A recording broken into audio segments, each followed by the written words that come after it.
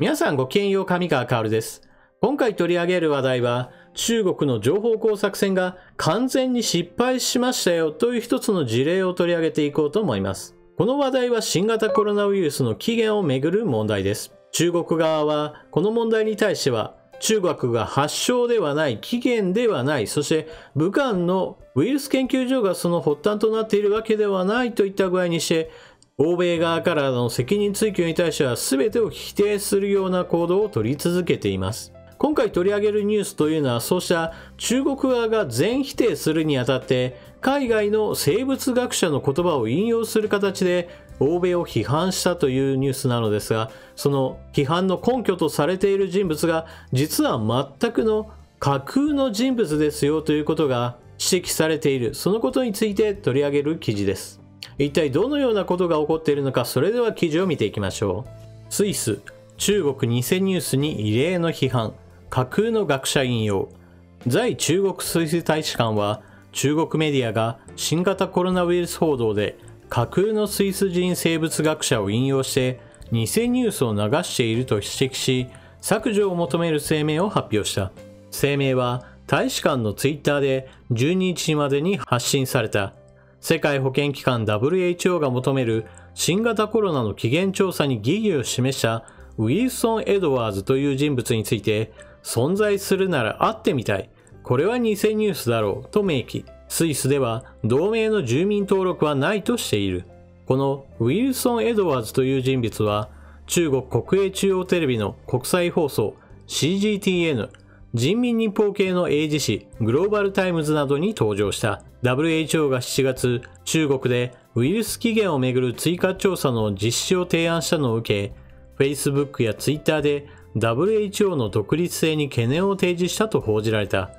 記事中、WHO 関連の学者がアメリカから強い圧力と脅しを受けているとも発信している。産経新聞の記事だけだと少し要領を得ないので、もう少しわかりやすく書いた記事を元にしてウィルソン・エドワーズがどのようなコメントをしているか、そのことについて触れていきます。中国国営中央テレビのインターネットサイトは9日付でアメリカ式政治ウイルスの弊害と題された記事を掲載。新型コロナウイルスの起源調査をめぐって WHO の関係者や一部の科学者がアメリカ側から激しい圧力を受けていると訴えていることを、スイスの生物学者であるウィルソン・エドワーズ氏が SNS 上で明かしたと伝えています。その他の発言としては、アメリカは新型コロナの起源をめぐって中国を攻撃しようとし、科学的なデータに目を向けていない、科学の問題を政治化している、起源調査結果をアメリカがひっくり返そうとしている、などといったコメントをしたとして、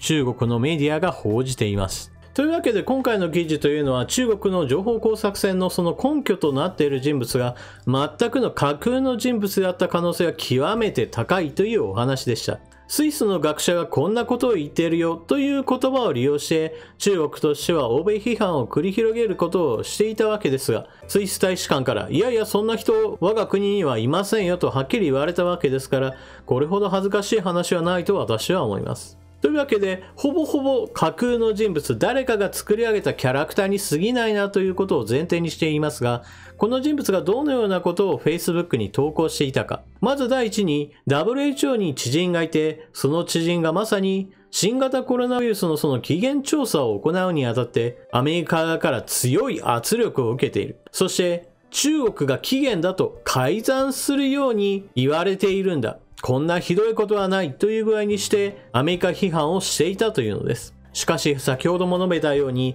スイス大使館がそもそもこんな人はいませんよという全否定をしましたし、またこの人物の名の学術出版物も見つかっていないそうです。さらに言えば、このコメントをしている Facebook のアカウントというのも、7月下旬に作られた、いわばステアカと呼ばれるような類のもので、昔からずっと活動していたようなものでもなかったという、かなりずさんな作りであることが今では分かっています。しかし、そのような非常にずさんな作りではあるものの、中国共産党の息のかかった報道機関を通じて、アメリカ批判というのが展開されると、それを受けて、全くアメリカのやることはひどいもんだという具合にして賛同する人たちというのもたくさん出てきていたそうです。現在中国はこうした中国責任論に対しては反論を行っています。その主張というものは主に2つあります。まず第一に、新型コロナの本当の起源は私たち中国人にしてみても全くわからない。どこからか持ち込まれたもので、それが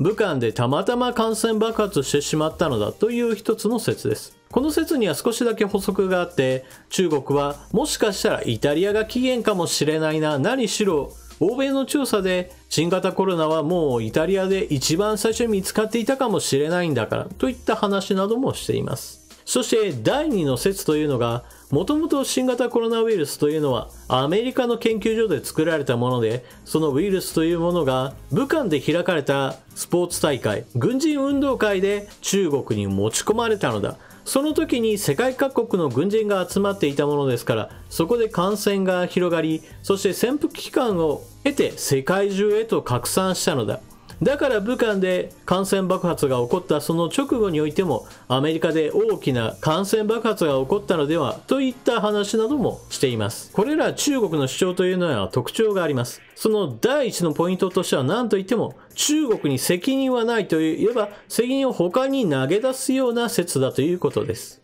第一の説においては、誰が主犯かわからないという具合にして話をうやむやにしてしまおうという意図がありますし、第二の説においてはアメリカによって持ち込まれたんだという具合にしてアメリカをまさに主犯にしているわけです。しかし自分たちが犯人ではないという話をしつつも、それこそ国際的な調査を本格的にすることに関しては中国は一貫して拒否しています。WHO による調査というものを1回は受け入れましたが、この調査というのはあくまでも上辺だけのものに過ぎませんでした。現在においては新型コロナの発生源だと見られている武漢各所における詳細な調査といったものは行われていませんし、今後も受け付けないというのが中国政府の一貫した主張となっています。自分たちが犯人ではないというのであれば、それこそ詳細な調査を受け入れるのが本来の筋ではないでしょうか。そうしたわけで今回の情報工作戦というのは完全に大失敗したというのが一つの結論としてわかるわけですが、ただしこれにはもう一つ側面があります。外の世界、中国以外の国から見れば全くの大失敗だというのは明らかなわけですが、しかし中国国内向けの話となると少し意味が変わってきます。というのも、中国国内においてはこのスイス大使館がそんな人物は存在しないという話について大きく拡散するようなことは全くしません。当然中国共産党の意義のかかったメディアにおいては訂正記事などは一切出しませんから、スイスの学者がこんな話をしてアメリカを批判しているぞというニュースだけが人々の心に残ることとなります。すでに関連の記事や関連のニュース動画についてはどんどんと削除が進められていっているそうなので、こうした検証なども中国国内で行われることはきっとないでしょう。そういった意味ではまさにやったもの勝ちといったフェイクニュースの出し方だと言えます。多くの中国国民はそれこそ事の顛末というものを全く知らないわけですから、中国共産党が意図したアメリカが調査結果をねじ曲げようと圧力を加えているんだという話、その部分だけが耳に残るというわけです。そういったわけで中国は中国の国内向けの世論工作戦として今回の情報工作を仕掛けたというのが私の見方です。中国以外から見れば大失敗なのに、しかし国内においてはある程度情報工作に成功している可能性があるというのが中国共産党の一つ恐ろしいところだと言えます。そしてこのような外から見れば大失敗だけど中国国内向けの活動としてはもしかしたら機能しているかもしれないという話は何も新型コロナウイルスの話だけではありません。ここ最近では特に中国関連では経済問題で大きな話題がたくさん出てきています。例えば中国国内における学習塾関連の企業株価が暴落する騒ぎが起きています。中国共産党はそれこそ暴利を貪っている教育事業などは非営利化しなさいということを強制する非常に大きなニュースとなっています。これは民間企業であればまさに死を意味するような宣告であり、株価が暴落するのは当然のことです。株価が暴落するというのはまさに投資家たちにとっては恐ろしい出来事であり、チャイナリスクを大きく感じさせるニュースなわけです。